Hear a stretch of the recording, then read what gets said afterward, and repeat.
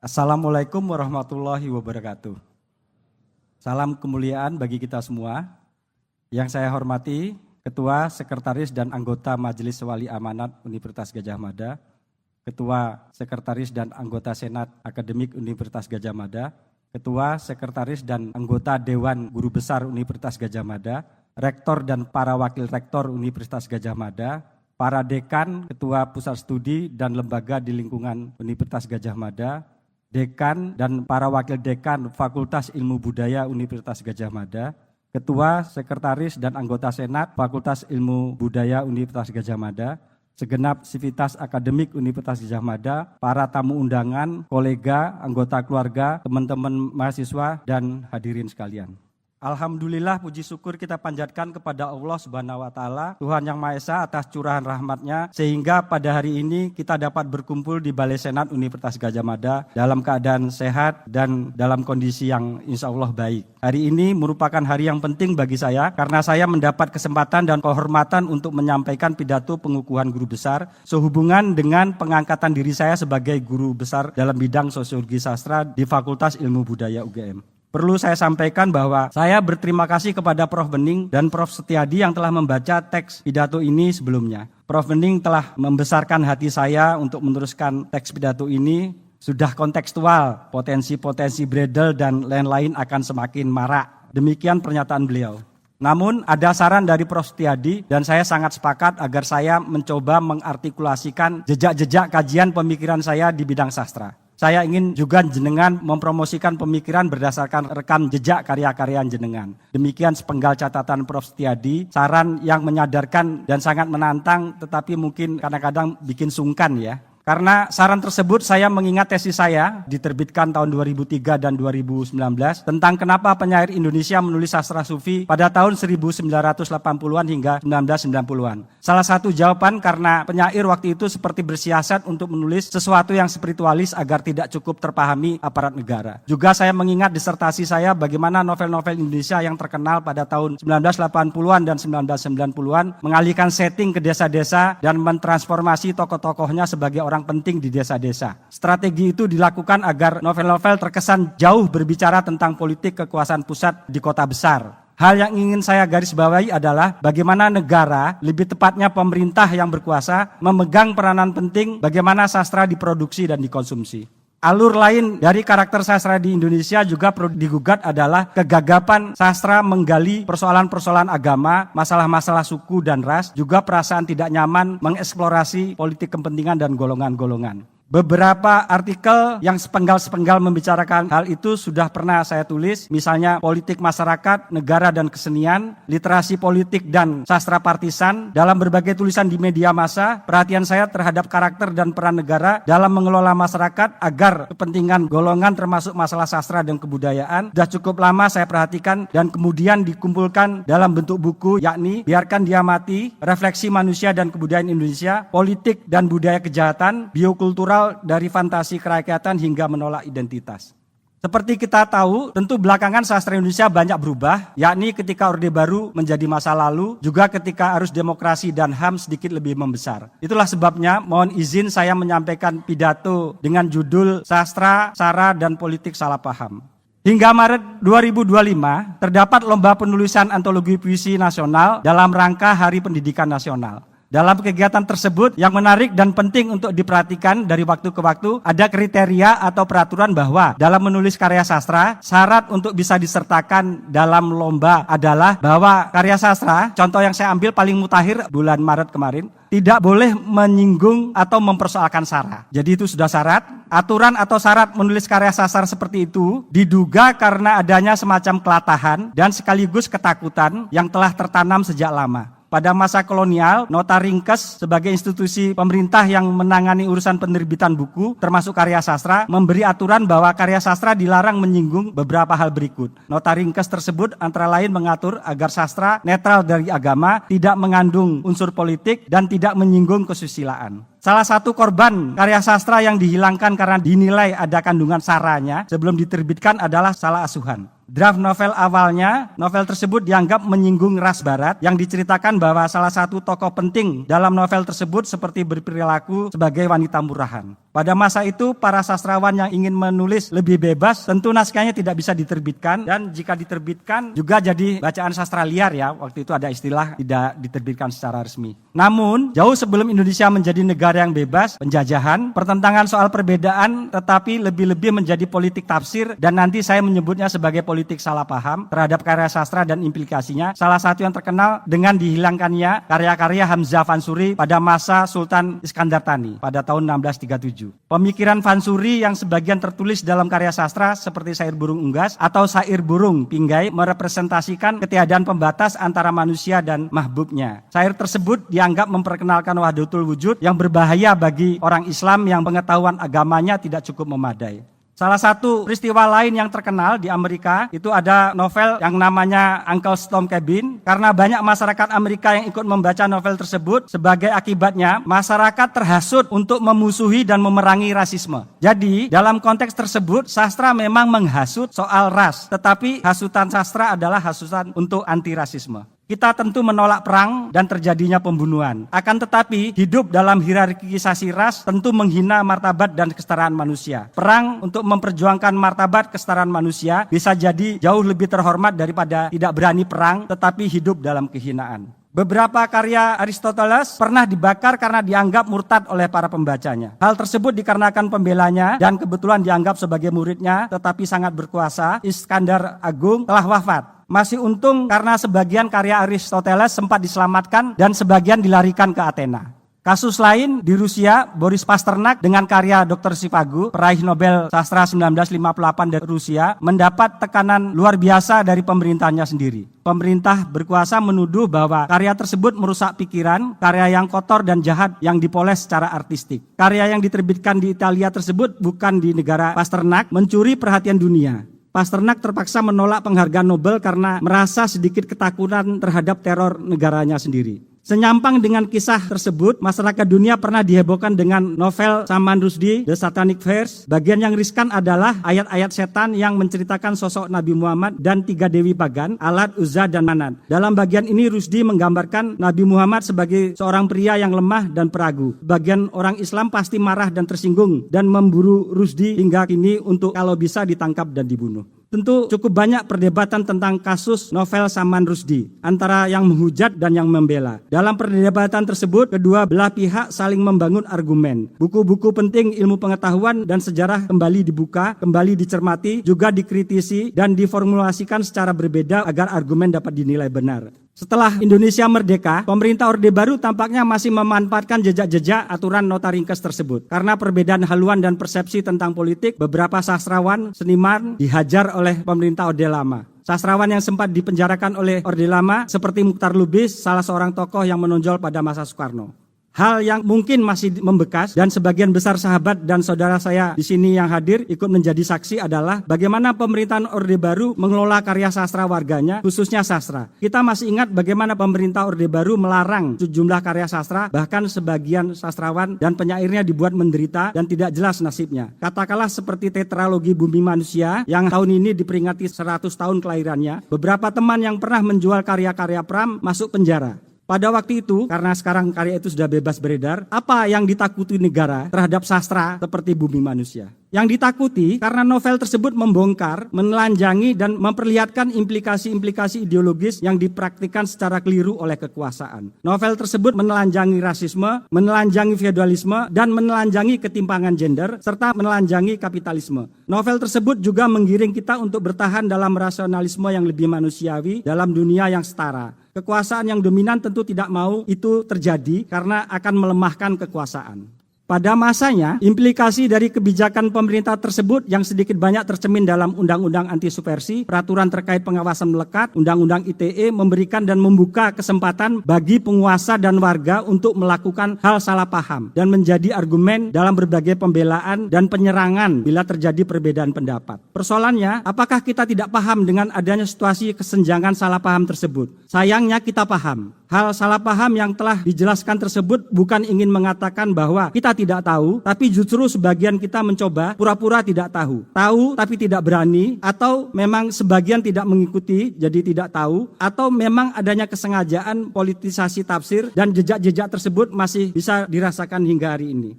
Hadirin yang saya hormati, salah satu pencarian panjang dalam ilmu sastra yang berdasarkan kesepakatan objek materialnya adalah karya-karya sastra atau teks-teks yang dianggap seperti puisi, novel, cerpen, dan sebagainya adalah pencarian dan upaya menjelaskan hal-hal di balik yang tersembunyi, bahkan hal yang tidak ada di dalam karya sastra itu sendiri. Jadi kajian sastra itu justru mencari hal-hal yang tidak ada di dalam karyanya. Tidak jarang saya sering bercerita kepada mahasiswa, kita itu seperti kurang kerjaan. Mengada-ada, bisa jadi yang kita pelajari itu kalah dan memang begitu dengan kebenaran versi kekuasaan. Terlepas dari itu, dalam hal kurang gawean tersebut muncullah berbagai asumsi dan dugaan yang melahirkan berbagai teori sastra. Untuk pembicaraan di sini, saya hanya menyinggung bagaimana para elit kekuasaan pada tataran struktur bernegara berhasil mengkonstruksi kesadaran palsu seperti yang dijelaskan oleh Marx. Pemikiran ini kemudian diteruskan oleh pemikir-pemikir sosiologis untuk kajian sastra yang kemudian dikenal sebagai teori post-Marxis. Saya perlu mencatat salah seorang guru saya sendiri yang dari awal mahasiswa mengajarkan saya teori-teori Marxis adalah Prof. Faruk. Dengan teori kesadaran palsu Marx dan kesadaran sinis Zizek, kita mendapat pelajaran bahwa pengetahuan-pengetahuan yang seolah menjadi ideologis, termasuk diantaranya soal agama, ideologisasi suku dan ras, juga terjadi pengelompokan golongan atau identitas, justru membuat sekat-sekat yang menjauhi dan menghalangi kita untuk memahami kebenaran. Akan tetapi, itu pula yang sengaja dikondisikan oleh negara agar warga negara bisa dikendalikan.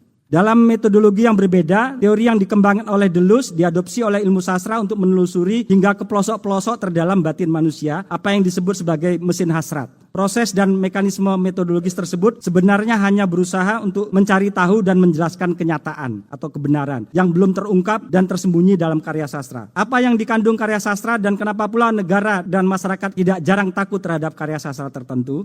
Jadi pemikir dan filsuf beken Prancis Alain Badiou dalam tulisannya yang berjudul Being an Event berkesimpulan bahwa praktik-praktik hidup manusia tidak bisa dilepaskan dari upaya-upaya pencarian terhadap kebenaran. Badiou menawarkan 4 prosedur kebenaran tersebut, yakni seni, cinta, politik, dan sains atau ilmu ilmiah. Dalam hal ini adalah 2, bisa juga 3, yakni cinta, politik, dan ilmu ilmiah berkemungkinan berjalan secara empirik dalam kehidupan dan tentu saling berkorelasi atau saling mendukung. Akan tetapi, kemungkinan yang paling signifikan adalah jalan seni. Dalam hal ini khususnya sastra bisa mengemas secara langsung keempat prosedur tersebut dalam satu pencarian kebenaran. Dalam hal ini bagaimana karya sastra membongkar, menelanjangi atas nama fiksi hal-hal yang sulit dibicarakan, yang sulit dibuka dengan bebas dengan pretensi pencarian kebenaran itu sendiri. Salah satu contohnya saya sertakan di sini novelnya Oki Madasari berjudul Maryam. Sastra sebagai suatu ekspresi seni berpeluang besar mempersoalkan bagaimana peristiwa yang menjadi fakta, membongkar manipulasi data-data statistik, membongkar kabar yang katanya fakta politik, membongkar fakta proses ideologisasi ilmu ilmiah, membongkar hal-hal atas nama cinta, menguliti rasisme, bahkan memusi kemunafikan beragama. Tentu terdapat beberapa prosedur lain yang bisa saja seolah bertumpang tindih karena kita tidak berpretensi untuk mengklaim bahwa jalur-jalur pencarian kebenaran bisa dan perlu dimonopoli oleh salah satu jalur kuasa yang dominan. Sastra bisa saja kemudian berhadapan dengan dan ketika ada kekuasaan yang atas nama hukum, atas nama agama, atau atas nama norma sosial yang seolah tidak boleh dipersoalkan lagi. Dulu novel Ahmad Tohari pernah menjadi masalah karena dianggap mengajari pembaca-pembaca muda ya, dibaca anak-anak gitu semacam umpatan asu buntung dan sebagainya. Kita bisa paham bagaimana banyak orang salah paham terhadap karya sastra. Hadirin yang saya muliakan, beberapa ilustrasi di atas hanya ingin mengatakan bahwa karya sastra dengan berbagai cerita imajinatif dan fiksionalnya membuka selubung-selubung tersembunyi yang kita tidak tahu dalam kenyataan hidup secara empirik, tetapi justru diberitahu dalam karya sastra. Sesuatu yang fiksi, yang imajinatif bukanlah kebohongan. Hal itu berbeda dengan fiktif. Fiksi yang imajinatif adalah suatu penjelajahan sejauh-jauhnya terhadap begitu banyak realitas kehidupan yang belum atau tidak diketahui. Imajinasilah yang mampu menjangkau relung terdalam hati kita, relung terjauh yang bisa dipikirkan manusia. Singkat kata, dapat dikatakan mengikuti Alain Badiou, seni sastra adalah salah satu prosedur atau pencarian kebenaran atau prosedur of truth. Tentu saja jalan prosedur dalam pencarian kebenaran, sekali lagi sastra adalah salah satunya. Karya sastra itu juga menghasut dan menyinggung soal agama. Tapi yang dihasut adalah agar manusia tidak merasa benar sendiri dengan agamanya masing-masing. Seperti dalam novel pop sebetulnya. Fanatik dengan agama sendiri diharuskan, tetapi bukan berarti fanatisme itu bisa dipakai untuk merendahkan atau menyalahkan agama lain. Sastra menghasut agar kita menerima keyakinan yang berbeda-beda. Belajar dari pengalaman pada masa Orde Baru dalam melarang tetralogi bumi manusia, para penasihat Orde Baru dengan sengaja pura-pura tidak tahu, pura-pura salah paham, dan memang dengan sengaja menyalahpahami bagaimana novel tersebut berbahaya bagi kekuasaan yang menikmati hierarkisasi tersebut, karena menggiring kita untuk menolak rasisme, kolonialisme, anti ketimpangan gender, serta anti ideologi-ideologi yang memapankan ketidakadilan dan diskriminasi. Tanggapan para sastrawan terhadap represi ini tentu tidak seragam, tetapi banyak di antara mereka yang memilih jalur perlawanan. Beberapa sastrawan memilih jalur metaforis untuk menyelamatkan kritik mereka terhadap rezim, sementara yang lain secara terang-terangan menulis tentang ketidakadilan sosial dengan resiko dibungkam atau bahkan dipenjara. Karya Seno Gumira Ajidharma, Saksi Mata, menjadi contoh bagaimana sastra tetap menemukan jalannya untuk mengungkap kebenaran meskipun dihadapkan pada kontrol negara yang ketat. Kembali belajar ke kasus Nota Ringkes. Nota Ringkes muncul berdasarkan masukan para penasihat ahli pemerintah kolonial, membantu dan mengkondisikan bagaimana pemerintah mengolah penerbitan buku dan sastra. Pertama, ada beberapa persoalan terkait dengan pendapat para ahli kolonial tersebut. Pertama, apakah para penasihat ahli tersebut tidak paham apa itu sastra, sehingga mereka memutuskan bahwa sastra tidak boleh menyinggung apalagi menghasut terkait persoalan sara. Anggap saja mungkin memang tidak paham sastra, tetapi memutuskan persoalan sastra, bahwa sastra adalah dunia imajinatif alternatif. Sastra adalah cara manusia berekspresi untuk memahami dirinya sejauh-jauhnya, sedalam-dalamnya. Sastra adalah cara manusia mencari dan memperlihatkan kebenaran yang tersembunyi. Artinya, sastra Indonesia berjalan karena adanya keputusan-keputusan orang yang tidak paham. Kedua, akan tetapi rasanya tidak mungkin para penasihat ahli tersebut tidak paham. Mereka adalah para pakar, dalam konteks tertentu disebut orientalis, yang tentu saja dengan kualifikasi akademik tertentu. Yang mungkin terjadi adalah mereka paham, tapi pura-pura tidak paham, atau pengetahuan sastranya disembunyikan demi suatu tujuan politis yang lain. Dengan pura-pura tidak paham, mereka memutuskan nasib sastra. Di kemudian hari, sastra Indonesia berjalan karena politik salah paham ini. Ketiga, masih ada satu kemungkinan lagi. Para pakar tersebut paham sastra dan memutuskan sastra harus bagaimana agar sastra justru disalahpahami. Inilah yang terjadi. Sastra telah berhasil disalahpahami, politik salah paham ini kemudian menjadi alat negara untuk mengontrol sastra pada masa-masa berikutnya. Yang tidak kalah konyolnya, keempat, bukan hanya sastra dengan sengaja disalahpahami, tetapi masyarakat tidak tahu kalau ada kesengajaan disalahpahami, dan sastra ditafsirkan dalam konteks kesalahpahaman tersebut. Bahkan yang kemudian terjadi dengan argumen tidak boleh sara dan pengertian yang berdasarkan konstruksi salah paham ini dimanfaatkan negara untuk mengontrol, menekan, dan bahkan membuat hukum-hukum turunannya yang menyebabkan rakyat Indonesia mengalami banyak keterbatasan dalam mengembangkan kreativitas dan imajinasi alternatif terhadap kehidupan. Kalau itu yang terjadi, Indonesia mereproduksi ulang kolonialisme atau rekolonialisme terhadap warganya sendiri. Itu pula sebabnya seperti telah disinggung, sastra yang dianggap mempersoalkan sara, jika dianggap membahayakan negara, maka sejumlah karya sastra telah dilarang terbit, atau yang sudah terbit bisa dibredel. Namun di balik itu, konteks pelarangan sara itu bukan lagi atas nama keamanan bangsa dan negara, tetapi lebih-lebih atas nama keamanan dan kepentingan kekuasaan politik tertentu. Sebaliknya, masyarakat dan warga juga dibekali senjata sara untuk melawan, bahkan menjahati siapa saja yang tidak disukai atau menjadi lawan politik dan ekonomi tertentu. Sastra yang mengungkit sara pun disalahpahami dan tidak diperkenankan. Dalam berbagai grup WhatsApp, kita menjadi sangat tidak nyaman, tidak terlatih, tidak suka, dan gampang terpancing ketidakpemahaman kita untuk boleh memposting soal-soal sara. Negara yang benar tidak mungkin membiarkan masyarakat atau rakyat hidup dalam kesalahpahaman. Akan tetapi, kekuasaan akan terus mempertahankan kesalahpahaman itu sejauh bisa mengamankan dan melanggengkan kekuasaannya. Memang untuk konteks demokratisasi terlihat proses-proses yang berjalan dengan berat. Teknologi dan media sosial secara gamblang dan vulgar ikut meramaikan proses demokratisasi. Dalam konteks pembicaraan ini bukan karena negara melakukan proses pelonggaran dan berusaha demokratis, melainkan pemerintah juga semakin tidak paham bagaimana sastra bekerja. Bagaimana sastra terus-menerus menjadi ajang dan ruang pencarian kebenaran dengan caranya sendiri. Sastrawan dan masyarakat juga semakin cerdas. Dalam konteks karya sastra, khususnya menyentuh isu-isu sara, kesalahpahaman seringkali diperkuat oleh konstruksi sosial yang diwariskan dari masa lalu atau bahkan diciptakan ulang oleh kekuasaan demi kepentingan kekuasaan. Sastra dengan gaya kritis dan reflektifnya justru dapat menjadi ruang untuk membongkar bias stigma yang melekat dalam masyarakat. Sayangnya, karya sastra yang mengangkat persoalan SARA kerap dianggap sebagai ancaman, baik oleh negara maupun kelompok-kelompok dominan yang merasa terganggu. Sikap defensif ini bukan hanya membatasi kebebasan berekspresi, tetapi juga menghambat masyarakat dalam memahami kompleksitas, identitas, dan sejarahnya sendiri. Hadirin yang saya muliakan, berdasarkan uraian di atas dapat disimpulkan beberapa hal sebagai berikut. Pertama, karya seni khususnya sastra adalah salah satu prosedur untuk mencari dan memperlihatkan atau tidak memperlihatkan kebenaran. Kebebasan bersastra adalah kebebasan untuk bersama-sama mencari kebenaran. Dalam konteks isu SARA, pencarian kebenaran melalui sastra menjadi semakin rumit karena realitas sosial yang diangkat seringkali sudah dibingkai oleh bias, stereotip, dan kepentingan tertentu. Sastra yang membahas perbedaan suku, agama, dan ras, dan antar golongan berpotensi membongkar narasi dominan yang selama ini diterima sebagai kebenaran umum. Namun karena kebenaran dalam isu SARA seringkali bersifat relatif, karya sastra yang berusaha mengangkat perspektif berbeda justru dianggap mengganggu stabilitas sosial atau bahkan menentang otoritas yang telah mapan.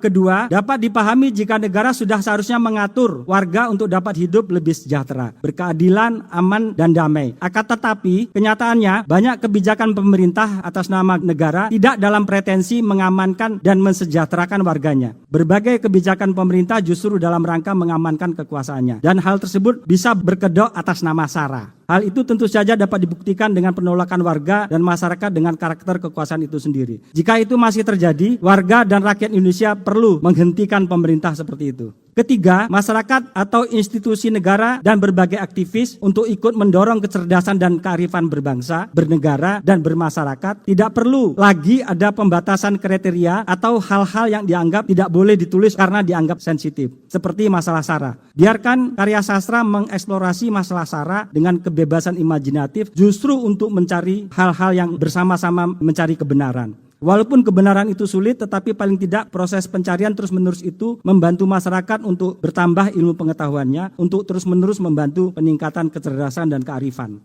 Yang terakhir, singkat kata, saya berharap jika ada lomba penulisan puisi, cerpen, novel, atau naskah drama, tidak perlu lagi ada kriteria tidak boleh menyinggung SARA. Mari kita dengan bersastra, kita terus-menerus menghasut bersama-sama, menghasut dalam pencarian menuju dan menjaga sekuat tenaga apa yang disebut dengan kebenaran, dengan kriteria yang kita sepakati bersama secara objektif. Hadirin yang saya muliakan, tibalah saatnya ini bagian yang paling sulit untuk dibacakan. Jadi saya mohon izin, saya akan membacakan beberapa saja. Saya memotong banyak ucapan terima kasih karena saya tidak mau mewek di hari ini. Biarlah saya mewek sendiri. Terima kasih kepada orang tua saya, kepada kakak saya, Erlius, Irwan, Usmar, Alfauzi, Ides, Ipit, Tina, Ita, Ipen, dan adik saya Dewi. Kemudian anak saya, Anina, Zara, dan Pristi. Pak Ketua, mohon izin saya 5 detik untuk mereka berdiri. Yang saya sebut, oke, terima kasih Pak Ketua.